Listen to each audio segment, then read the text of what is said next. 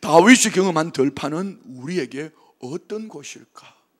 다윗은 들판에서 단순히 양을 치는 그 공간을 넘어서 사람 앞에 인정을 받든지 못 받든지, 아니 그 사람이 내 이름을 불러주든지 불러주지 않든지, 다윗은 그 자리에서 하나님을 인식했고 하나님께 시선을 고정하고 하나님을 의식하고 살아가는 다윗. 여러분에게 묻습니다. 여러분 지난 한 주간 동안 여러분은 어떻게 사셨는지, 하나님께 시선을 고정하고 하나님 받으실 만한 예배자로 사셨는지요? 아니면 보여지는 사람, 환경, 형편 때문에 불평하고 원망하고 주저앉았다가 오늘 이 자리에 오셨는지요? 오늘 다윗은 아버지 이새의 8아들 중에 막내, 사랑받는 막내가 아니라 이 막내를 원어로 보면 학가탄이랍니다.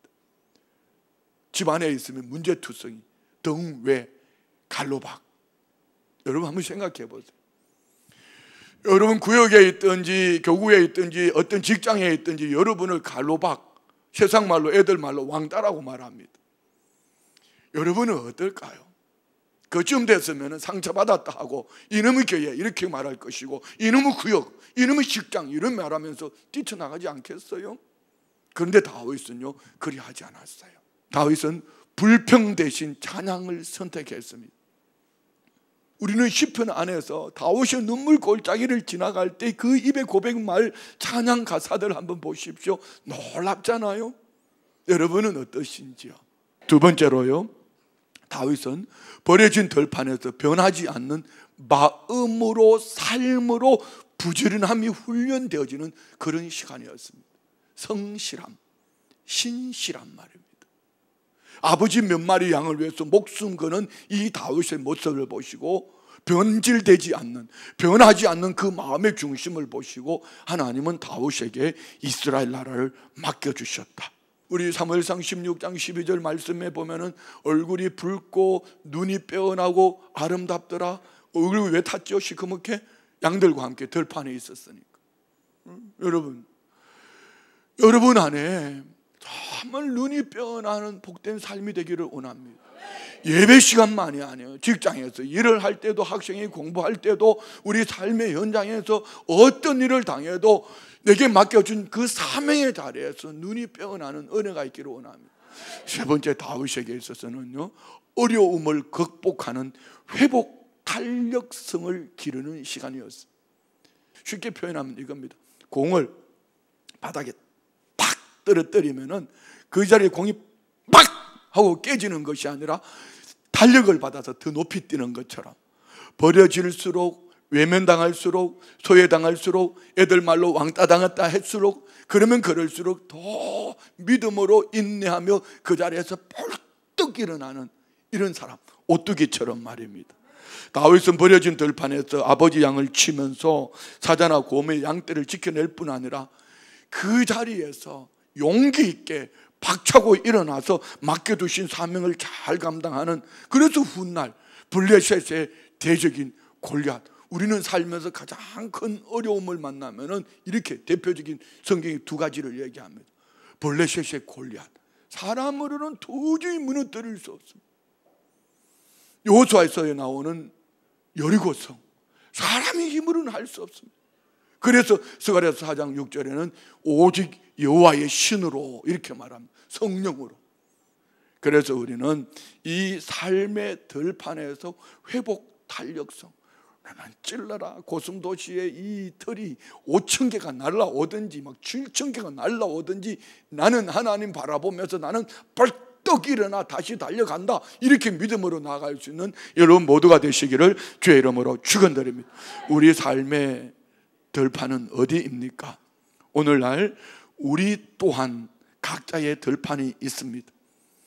때로는 나를 좀 알아줬으면 좋겠는데 아무도 알아주지 않는 그 자리, 이만큼 했으면 좀 알아줬으면 좋겠는데, 이름도 좀 불러줬으면 좋겠는데, 이런 거 말입니다.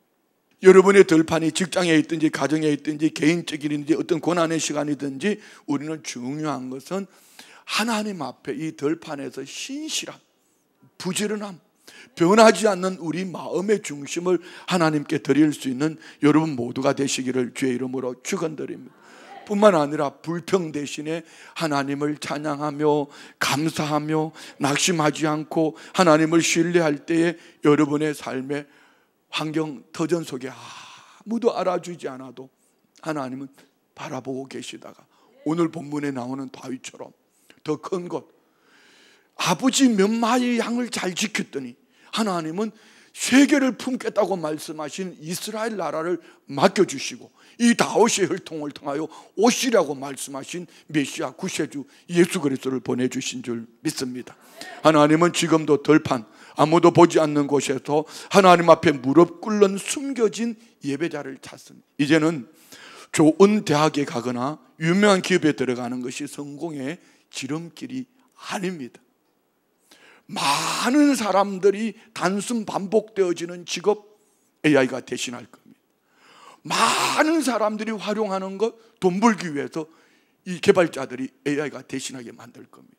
그러면은 이제 AI가 빠르게 시대의 변화를 만들어가는 이런 세상 속에서 무엇보다 중요한 것은 우리 자녀들, 여러분 각자 모두가 자기 자신만의 탁월성을 만들어내야 됩니다. 그런데 지적, 지능 수준으로는 AI를 따라갈 수가 없어요. 남들이 느끼지 못하는 감정과 남들이 보지 못하는 질문들을 가지고 그 질문 위에 AI를 탑재하면은 여러분 시대 앞에 3%, 100명 중에 리더의 자리 3%의 자리에서 시대를 앞서가는 그런 믿음의 사람으로 세워질 줄 믿습니다. AI 시대에 반드시 4가지 평소에 갖춰야 할 자질이 있다면 첫 번째는 실행 능력입니다. 두 번째는 질문하는 능력이고, 세 번째는 메타인지 능력, 그리고 네 번째는 회복 탄력성입니다. 첫 번째 실행 능력이라 말하면은 아무리 아이디어를 많이 가지고 있어도 실행하지 못하면, 행동으로 옮기지 못하면은 이는 무용지물이에요. 다윗은 들판에서 양들을 지키기 위해서 아버지 양을 지켜야 되는데 하고 꿈만 꾸고 앉았던 것이 아니라 양을 지키기 위해서 끊임없이 물매를 던졌고 결국은 사자로부터, 곰으로부터 아버지 양을 지켜냈다. 미래 사회는 사용하지 않는 아이디어보다 실패했더라도 행동한 데이터에 큰 가치를 부여합니다. 결국 생각하는 자가 아닌 행동하는, 실행을 옮길 줄 아는, 실패해도 무너져도 다시 행동으로 옮길 줄 아는 사람이, 그 사람이 바로 실행 능력을 가진 사람이죠. 두 번째, 질문하는 능력입니다. 이제 AI 시대는 질문이 지식보다 위대한 힘을 가지는 그런 시대입니다. 정답을 아는 사람이 아니라 더 퀄리티 있는 질문, 올바른 질문을 던질 수 있는 사람이 미래를 주도합니다. 이를 하려면 무엇이 있어야 될까요? 창의력과 통찰력과 관찰력이 있어요. 그래서 여러분, 지식을, 정보를 습득하기 위해서 책을 읽는 것이 아니라 책을 읽는 가운데 창의력, 창조적인 아이디어, 통찰력, 그리고 관찰력을 우리 자녀들, 그래서 우리 부모들은요 아이들하고 대화를 많이 해야 돼요.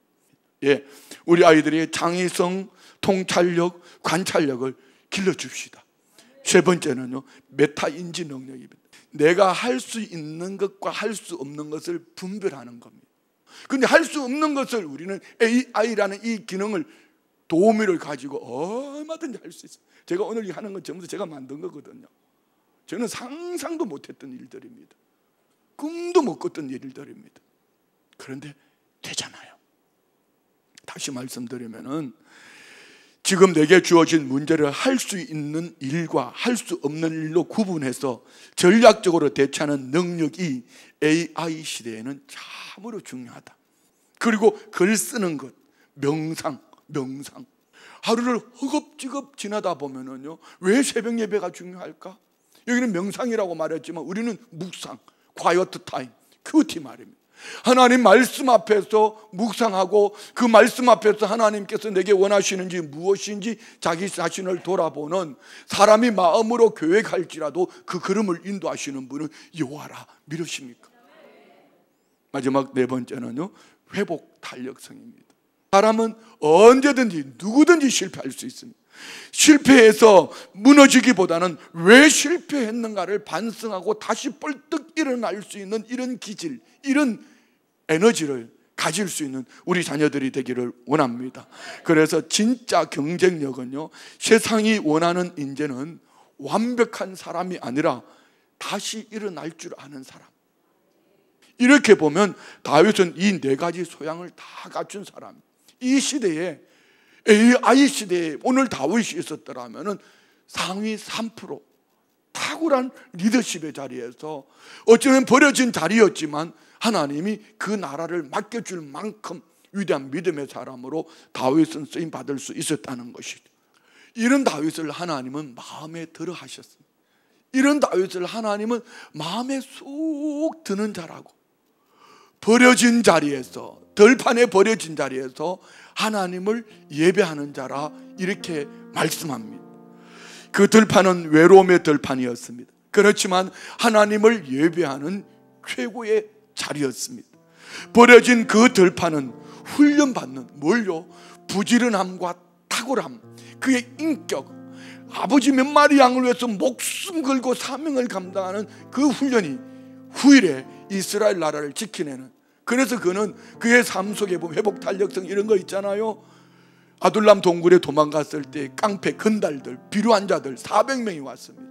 여러분 한번 생각해 보세요. 내 마음에 들지 않는 한 사람, 두 사람이 만났어도 다툼이 일어나면 온 교회를 들쑤시는데 400명이 왔습니다. 나중에 600명이 됩니다. 이 600명이 다윗 왕국에 충성된 일꾼이 될 수 있었던 것은 다윗이 이런 세월을 잘 지나면서 그들에게 선한 영향력을 끼쳤기 때문이라면, 오늘 우리 자녀들이, 여러분이 머물고 있는 환경이 어떤 환경이든지 오늘 다윗처럼 이런 가치관을 가지고 살아낸다면 분명히 하나님 마음에 쏙 드는 믿음의 사람으로 세워질 줄 믿습니다.